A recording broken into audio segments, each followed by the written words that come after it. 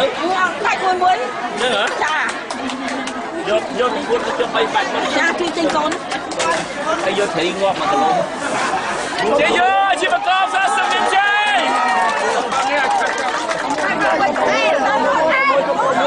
សូមជ័យមកមហាបាតកម្មអហិង្សាថ្ងៃ7កញ្ញា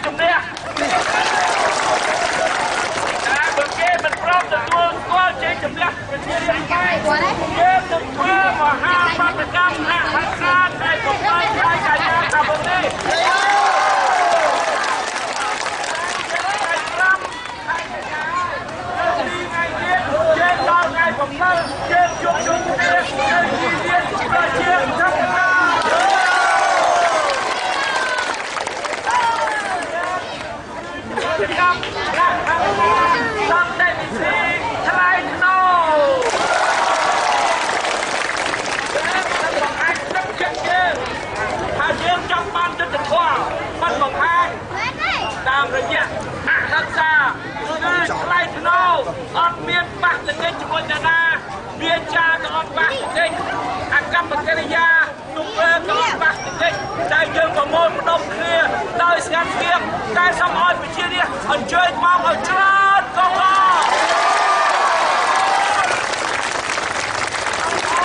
អញ្ជើញមកកាន់ចម្រើន